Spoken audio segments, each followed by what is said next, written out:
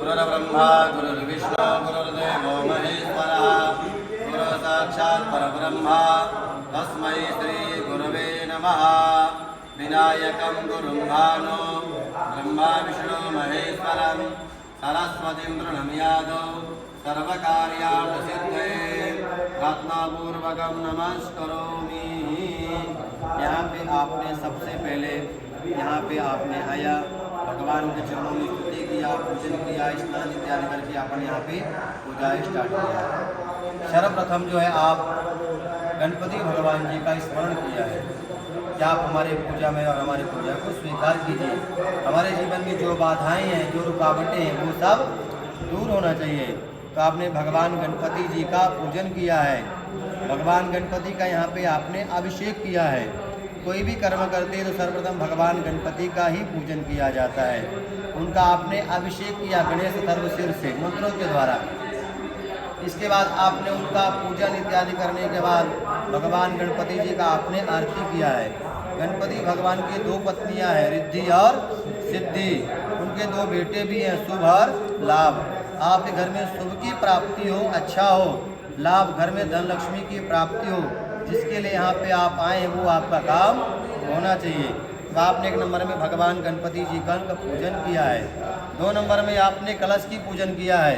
कलश का मतलब होता है पुण्याहवाचन। पुण्यावचन करते होता है पंडित जी ने आपको 5 प्रकार का आशीर्वाद दिया है कि आपका पुण्य हो, कल्याण हो, रिद्धि और सिद्धि, घर में सुख और शांति आए। जब सुख और शांति घर में आती धन लक्ष्मी की प्राप्ति हो, ऐसा पंडित जी ने आपको आशीर्वाद प्रदान किया है। इसको बोलते हैं पुण्याहवाचन नामक विधि होती है।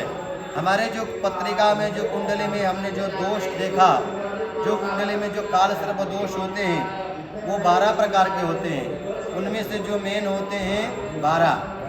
अपने कुंडली में जो दोष है उसी का पूजा करेंगे तो ही फल मिलेगा। तो अपने कुंडली में जो काल सर्प दोष बना हुआ है वो शंखपाल नामक काल सर्प दोष है। उसका हमने यहाँ पे चांदी के नांग रखा हुआ है, उनका यहाँ पे हम अभिषेक करेंगे। इसके बाद अपने कुल देवी का पूजन किया है, जो 16 मातृ का मंडल, साथ में साती आसरा का भी आपने आवाहन पूजन किया है। अपनी कुल देवी अम्बा माता, दुर्गा माता की पूजन किया है। इसके बाद आपने पितरों का पूजन किया, जिसको बोलते हैं नांदी श्राद्ध।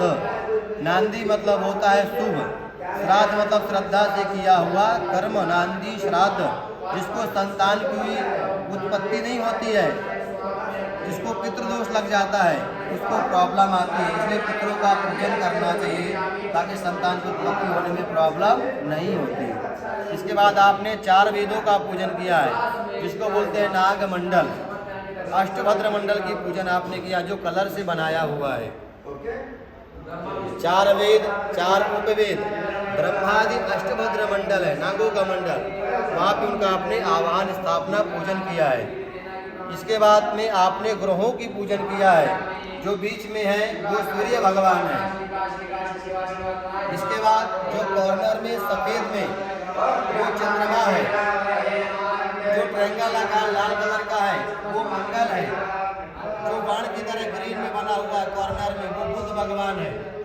उसके जिस नीचे जो पट्टी की तरह पीला वो बृहस्पति है, जो सफेद में स्टार आकार ऊपर में बना है वो शुक्र है, जो यहाँ पे धनुष के आकार काले में डब्लू में वो शनि महाराज है। वो ग्रहों के मालिक है, मजिस्ट्रेट, न्यायाधीश। जैसा कर्म करेंगे वैसा फल मिलेगा। इसके बाद यहाँ पे राहु है कॉर्नर में, जो हरे में बना हुआ है। उसके जो बॉडी गार्ड है काल और सर्प, जिसका पूरा फुल नेम है राहु काल सर्प दोष। राहु के 2 बॉडी गार्ड्स, काल एंड सर्प। जो काल होता है वो आगे चलता है राहु के, और जो सर्प होता है वो पीछे चलता है। तो जब राहु केतु के बीच में सारे ग्रह आ जाते हैं तो काल सर्प दोष का निर्माण होता, किसी कहने से नहीं होता है। राहु का जो बॉडी गार्ड है, इंग्लिश में बॉडी गार्ड, हिंदी में रक्षक, और हमारे संस्कृत में इसको बोलते हैं आदि देवता और प्रत्यादि देवता। तो जो राहु का आदि देवता है वो काल है, और प्रत्यादि देवता है वो सर्प है।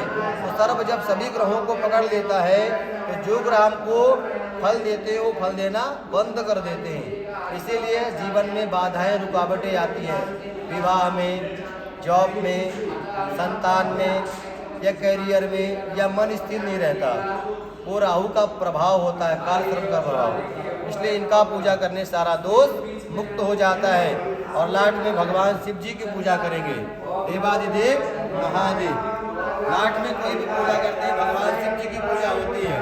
अगर शिव जी का पूजन नहीं किया तो हमारी पूजा अधूरी रह जाएगी, इसलिए हमने इनका पूजन किया है।